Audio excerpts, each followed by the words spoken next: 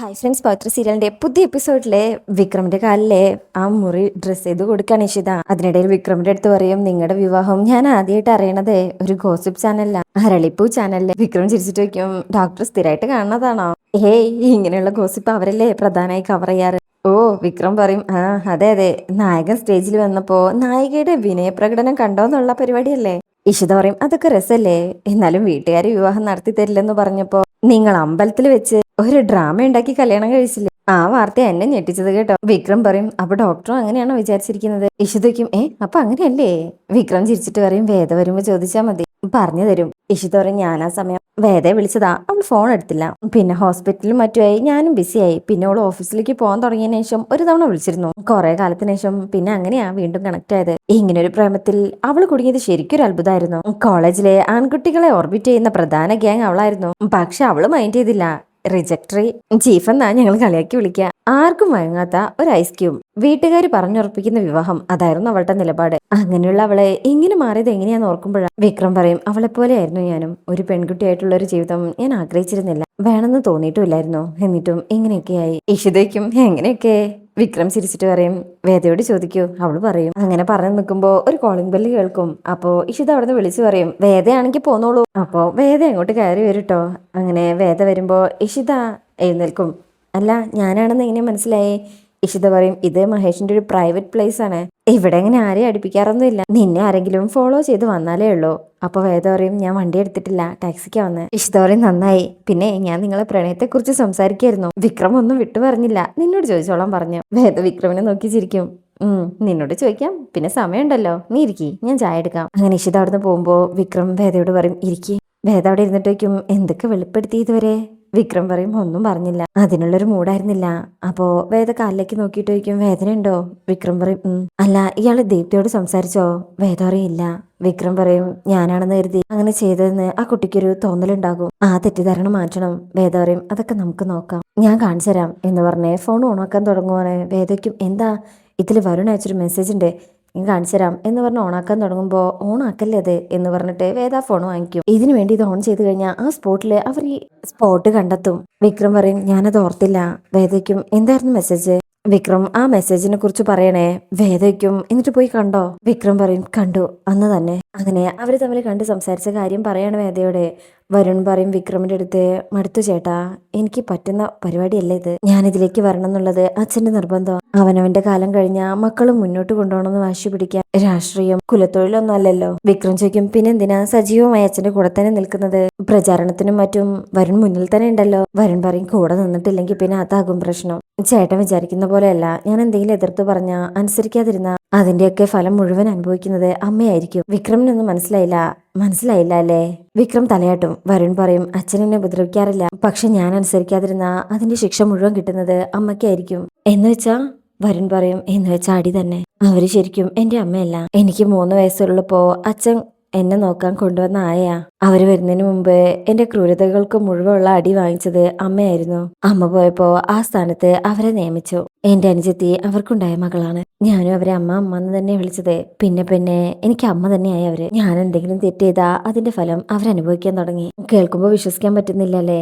ആദ്യമൊക്കെ എനിക്കിത് സ്വാഭാവികമായ തോന്നിയത്. മക്കള് തെറ്റ് ചെയ്താൽ അമ്മമാരാണ് അടി വാങ്ങിക്കേണ്ടത് എന്നായിരുന്നു എന്റെ വിശ്വാസം. അതുകൊണ്ട് തന്നെ എന്ത് ചെയ്യാനും മടി തോന്നിയിരുന്നില്ല. ഫലം അനുഭവിക്കേണ്ടത് ഞാനല്ലല്ലോ. പിന്നെ കുറെ വലുതായപ്പോഴാ അച്ഛന്റെ ഭാഗത്ത് തെറ്റുണ്ടെന്നും ചികിത്സിച്ച് നേരെയാക്കേണ്ടത് ആളെയാണെന്നും മനസ്സിലായത്. അപ്പോഴേക്കും ഞാൻ തിരിച്ചു കയറാൻ പറ്റാത്ത തെറ്റുകളുടെ ചതുപ്പിൽ പെട്ടുവരുന്നു. ദീപ്തിന്റെ ജീവിതത്തേക്ക് വന്നില്ലായിരുന്നെങ്കിൽ ഒരുപക്ഷെ ഞാനതൊന്നും മനസ്സിലാക്കില്ലായിരുന്നു. ഒരു സൈക്കോ പേഷ്യന്റായ അച്ഛൻ വളർത്തി വലുതാക്കിയ മകനാണ് ഞാനെന്ന് എന്നെ ബോധ്യപ്പെടുത്തിയതും അവളാണ്.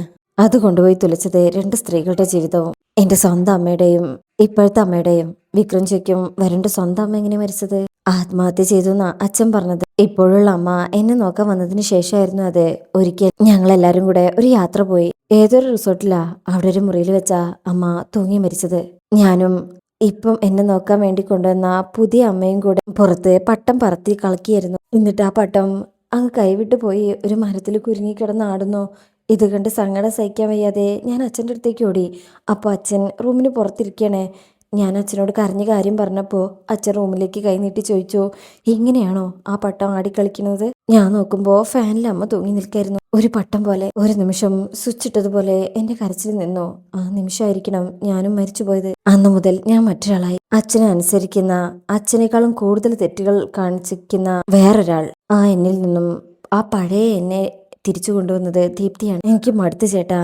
എനിക്കറിയാം ഇത്രയും കാലം ഞാൻ ചെയ്തത് അച്ഛനോടുള്ള പക വീട്ടിലായിരുന്നു. ഇപ്പോഴും അച്ഛൻ പറയുന്നത് എതിർക്കാൻ പറ്റാത്തത് എന്റെ പ്രശ്നം. ആനയുടെ പുറത്ത് പാപ്പാൻ ചാരി വെക്കുന്ന തോട്ടി പോലെ അദൃശ്യമായ ഒന്നുണ്ട് ഇപ്പൊ എന്റെ പുറത്ത്. അത് തട്ടി വീഴ്ത്തി എനിക്ക് ഒറ്റയ്ക്ക് പോകണം. ഈ ഇലക്ഷൻ കാലം കഴിയുന്നത് വരെ അത്രേ ഉള്ളൂ. അത് കഴിഞ്ഞാൽ ഞാൻ ഇവിടുന്ന് പോവും. ഗൾഫില് ഒരു ജോലി ശരിയാക്കിയിട്ടുണ്ട്. ദീപ്തിയെ കൊണ്ട് ഞാൻ ഇവിടം വിടും. എനിക്ക് പഴയ ഞാനായാ മതി. ദീപ്തി തിരിച്ചെടുത്തു തന്ന ആ കരയുന്ന കുട്ടി.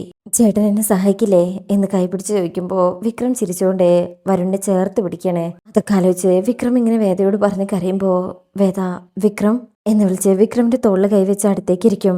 ഇങ്ങനെ ഇമോഷണൽ ആവല്ലേ. അവനെ കണ്ടതും സംസാരിച്ചതും അവന്റെ ഒരു മൂത്ത ചേട്ടന്റെ സ്ഥാനത്ത് നിന്നായിരുന്നു വേദ. എനിക്ക് എങ്ങനെ അവനെ വേദ പറയും. ആ കഥ ഇനി ആര് വിശ്വസിക്കാൻ പോകുന്നു? വിക്രം പറയും, നീ വിശ്വസിക്കില്ലായിരിക്കും, എന്റെ വീട്ടുകാർ വിശ്വസിക്കില്ലായിരിക്കും, സുഹൃത്തുക്കൾ വിശ്വസിക്കില്ലായിരിക്കും. പക്ഷേ വേദ പറയും, പക്ഷെ ഇപ്പൊ നടക്കുന്ന ഈ കഥ അങ്ങനെ ആയിരുന്നില്ലെന്ന് തെളിയിക്കുന്നത് വരെ മാത്രമേ മറ്റൊരാളുടെ ഈ വിശ്വാസം നിലനിർക്കൂ. അത് നമ്മൾ തെളിയിക്കും പോരെ? വിക്രം പറയും, അതിന് സമയമെടുത്തോട്ടെ, പക്ഷേ അതിനു മുമ്പ് ദീപ്തിയെങ്കിലും നീ ബോധ്യപ്പെടുത്തണം. വേദ പറയും, തീർച്ചയായിട്ടും അവൾക്കത് ബോധ്യപ്പെടാനുള്ള ഒരു സന്ദർഭം ഉടൻ തന്നെ ഉണ്ടാകും. നമ്മൾ രണ്ടുപേരും ചേർന്ന് അവളെ അത് ബോധ്യപ്പെടുത്തും. വിക്രം ചോദിക്കും, നമ്മൾ ഒന്നിച്ച്? വേദ പറയും, എന്റെ വീട്ടിൽ മറ്റാരും അറിയാതെ താമസിക്കുമ്പോ അവളുടെ കൂടെ സപ്പോർട്ട് ഉണ്ടെങ്കിൽ അത് നല്ലതല്ലേ? വിക്രം ചോദിക്കും, നീ എന്തൊക്കെയാ പറയുന്നത്? വേദ പറയും, നമ്മൾ എന്റെ വീട്ടിലേക്ക് മാറുന്നു. അല്ലാതെ ഇവിടെ താമസിക്കാൻ പറ്റുമോ? അല്ലെങ്കിൽ തന്നെ മഹേഷിനോട് അവൾ ഇക്കാര്യം പറഞ്ഞിട്ടില്ല. വിക്രം പറയും, അല്ലെങ്കിൽ ഇവിടുന്ന് പോണെന്ന് എനിക്കറിയാം, പക്ഷെ പകരം ചെല്ലുന്നത് നിന്റെ വീട്ടിലേക്കാണോ? വേദയ്ക്കും എന്താ പേടിയുണ്ടോ? വിക്രം പറയും, പേടിയല്ല വേദ, അത് കൂടുതൽ കോംപ്ലിക്കേഷൻസ് ഉണ്ടാക്കിയുള്ളൂ. നോക്കൂ വിക്രം ഇപ്പൊ സംസാരിക്കുന്നത് പെയിൻ കില്ലറിൽ നിൽക്കുന്ന ആശ്വാസത്തിലാണ്. അതിന്റെ എഫക്റ്റ് തീരുന്നത് കഴിഞ്ഞാൽ വീണ്ടും വേദന തുടങ്ങും. ഈ മുറിവ് ഉണങ്ങുന്നത് വരെ വിക്രമിന് ഏതെങ്കിലും സ്ഥലത്ത് ഒളിച്ച് താമസിച്ചേ പറ്റൂ. ഇപ്പൊ നേരെ ചെന്ന് പിടികൊടുത്താൽ എല്ലാം തീരും. അതിനെ അല്പം മറിഞ്ഞിരിക്കണം. അതിന് ഏറ്റവും നല്ലത് എനിക്ക് തോന്നിയത് എന്റെ വീടാണെന്ന്. പക്ഷെ അത് വേദ പറയും, ഇക്കാര്യത്തിൽ വിക്രം ഒന്നും തീരുമാനിക്കേണ്ട, ഞാൻ തീരുമാനിച്ചോളാം. അപ്പോഴേക്കും ഇഷിത ചായ റെഡി എന്ന് പറഞ്ഞ് കൊണ്ടുവന്ന് കൊടുക്കുമ്പോൾ വേദ എടുത്തിട്ട് വിക്രമിന് കൊടുക്കും. ദാ വിക്രം ചായ കുടിക്കേ. വിക്രം പറയും, അവിടെ വെച്ചോ, ഞാനൊരു 5 മിനിറ്റ് ഒന്ന് കിടക്കട്ടെ എന്ന് പറഞ്ഞിട്ട് വിക്രം അവിടെ കിടക്കുമ്പോൾ വേദ കാലൊക്കെ ഇങ്ങനെ ശരിയാക്കി വെച്ച് കൊടുക്കുന്നുണ്ട്. അങ്ങനെ ഇഷിത ചായ അവിടെ വെച്ച് അവർ രണ്ടുപേരും കൂടെ ഹോളിലേക്ക് പോവാട്ടോ.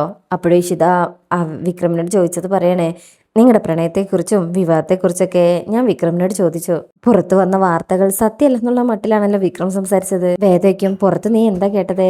ഇഷിത പറയും, വീട്ടുകാരെ സമ്മതിക്കാഞ്ഞപ്പോ അമ്പലത്തിലൊരു ഡ്രാമ ക്രിയേറ്റ് ചെയ്ത് കല്യാണം കഴിച്ചു എന്നൊക്കെ. വേദ ചിരിച്ചിട്ട് പറയും, അമ്പലത്തിൽ വെച്ച് ഒരു ഡ്രാമ ഉണ്ടായെന്നുള്ളത് സത്യ, പക്ഷെ അത് ക്രിയേറ്റ് ചെയ്തതല്ല, തനിയെ സംഭവിച്ചതാണെന്ന് മാത്രം. അങ്ങനെ കല്യാണം നടക്കാനുണ്ടായ സാഹചര്യമൊക്കെ വേദെങ്കിലും വിശദീകരിച്ച് പറയാട്ടോ. ഇതൊക്കെ കേട്ട് കഴിയുമ്പോ ഇഷിതയ്ക്കും ഇങ്ങനെയൊക്കെ സംഭവിക്കുവോ? വേദ പറയും, അങ്ങനെയാ സംഭവിച്ചത്. ഇഷിതയ്ക്കും എന്നിട്ട് ഏത് മൊമെന്റിലാ നിങ്ങൾ തമ്മിൽ ശരിക്കും പ്രേമത്തിലാണെന്ന് മനസ്സിലായത്? വേദ പറയും, മഹേഷുമായുള്ള ബന്ധത്തിലെ അതേത് സമയത്താണെന്ന് ഇഷിതയ്ക്ക് പറയാൻ പറ്റുമോ? ഇഷിത ചിരിക്കും. വേദ പറയും, അത് സംഭവിക്കാൻ ഇടയുള്ള സാഹചര്യം നമുക്ക് കണ്ടെത്താൻ പറ്റുമായിരിക്കും, അതിനുള്ള കാരണങ്ങൾ വിശദീകരിക്കാനും പറ്റുമായിരിക്കും, പക്ഷെ അത് തുടങ്ങിയത് എപ്പോഴാണെന്നോ എങ്ങനെയാണെന്നോ പറയാൻ പറ്റില്ല. ഇഷിത പറയും, അത് ശരിയാ, നമ്മളെപ്പോഴും വിരിഞ്ഞു നിൽക്കുന്ന പൂക്കളെ മാത്രമേ കാണാറുള്ളൂ, വിരിയുന്നത് എങ്ങനെയാണെന്ന് കാണാറില്ലല്ലോ അല്ലേ? എക്സാക്ട്ലി. അങ്ങനെ ഇഷിത പറയും, പ്രണയത്തെ എവിടെ, നമുക്ക് ജീവിതത്തിലേക്ക് വരാം. ഇപ്പൊ സത്യത്തിൽ നിങ്ങളുടെ ജീവിതത്തിനെതിരെ നിൽക്കുന്നത് ആരാ? ഇപ്പോഴത്തെ ഈ രാഷ്ട്രീയ പ്രശ്നത്തെ കുറിച്ചല്ല ഞാൻ ചോദിച്ചത്. വേദ പറയും, ഈ ജീവിതത്തിൽ നിന്നും ഞാൻ പുറത്തു വരണമെന്ന് ഏറ്റവും കൂടുതൽ ആഗ്രഹിക്കുന്നതും അതിനുവേണ്ടി പ്രവർത്തിക്കുന്നതും എന്റെ ചേട്ടനാണ് ജിഷിത. ഒപ്പം കൂടെയുള്ളത് അങ്കിളും. വിക്രമിനെ ബാധിച്ചിരിക്കുന്ന ഏറ്റവും വലിയ പ്രശ്നം ശ്രീകാര്യം ശ്രീനിവാസനായിരുന്നു എന്നായിരുന്നു എന്റെ വിചാരം. അയാളുടെ ക്ലച്ചിൽ നിന്ന് വിക്രം മാറിക്കഴിഞ്ഞാൽ വിക്രമിന്റെ ജീവൻ തിരികെ കിട്ടുമെന്ന് ഞാൻ കരുതി. എന്നാൽ ഞങ്ങളുടെ ജീവിതത്തിലെ ഏറ്റവും വലിയ വില്ലന്മാരെ ഇപ്പോ വിക്രമിന്റെ കൂടെ നിൽക്കുന്ന ശ്രീനിവാസനോ എതിരെ നിൽക്കുന്ന വാസവനോ അല്ല. വരുണിന്റെ കൊലപാതകം നടത്തിയത് ആരാണെന്നറിഞ്ഞ് തീരാവുന്നതേ ഉള്ളൂ വാസവന്റെ ഇഷ്യൂ. പക്ഷെ റിയൽ അത് എന്റെ സഹോദരനും അങ്കിളുമാണ്. ഇഷിത പറയും, എനിക്ക് നിനക്ക് അച്ഛനോട് നേരിട്ട് സംസാരിച്ചൂടെ? പകയും പണക്കൊതിയും കൊണ്ട് ഭ്രാന്ത് പിടിച്ചിരിക്കണേ ശ്രീയേട്ടനും അങ്കിളും. അവർക്ക് വേണ്ടത് മുത്തശ്ശൻ എന്റെ പേർക്ക് എഴുതി വെച്ചിരിക്കുന്ന സ്ഥാപനങ്ങളാണ്. അത് തിരിച്ചു പിടിക്കാനോ സ്വന്തമാക്കാനോ എനിക്കൊരു ആഗ്രഹം ഉണ്ടായിരുന്നില്ല. വിക്രമിനോട് പോലും അതിന്റെ അവകാശം എനിക്കാണെന്ന് ഞാൻ വെളിപ്പെടുത്തിയിട്ടില്ല. പക്ഷേ അത് അവർക്ക് നേടിയെടുക്കാൻ വേണ്ടിയായിരുന്നു ആദ്യം പ്ലാൻ ചെയ്ത ആ വിവാഹം. ഇഷിത ചോദിക്കും, ദർശൻ? വേദ പറയും, അതെ, പക്ഷേ ദർശൻ അതിലൊരു പങ്കുമില്ല, അയാൾ ഇതൊന്നും ആഗ്രഹിക്കുന്നുമില്ല. ഞാനും വിക്രവും തമ്മിലുള്ള വിവാഹബന്ധം ഇല്ലാതാക്കാൻ അവർ ഒരുപാട് തവണ ശ്രമിച്ചു. അതിന്റെ പിന്നിൽ സ്നേഹവും കുടുംബാഭിമാനവും ഒന്നുമല്ലായിരുന്നു. ഇതെല്ലാം അവസാനം നഷ്ടപ്പെട്ടു പോകുന്നുള്ള ആദ്യമായിരുന്നു. ഇപ്പൊ അവരുടെ പേടി പാരമ്പര്യത്തിൽ എത്തിയിരിക്കുകയാണ്. അതുകൊണ്ട് തന്നെ ഇനി മുന്നോട്ട് നീങ്ങുന്നത് സൂക്ഷിച്ചു വേണം. അതുകൊണ്ട് അച്ഛനോട് ഞാൻ എന്തെങ്കിലും പറഞ്ഞാ അവര് പ്രതികരിക്കുന്നത് എങ്ങനെയായിരിക്കും എനിക്കറിയില്ല. ഒരുപക്ഷെ വിക്രത്തിന്റെ കുടുംബത്തിലുള്ളവരെ അവര് പ്രതികാരത്തിന്റെ ഇരകളാക്കും. ഒരു തെറ്റും ചെയ്യാത്ത വിക്രമിന്റെ അച്ഛനെ 4 ദിവസം അവരെങ്ങനെയാ പീഡിപ്പിച്ചതെന്ന് എനിക്കറിയൂ.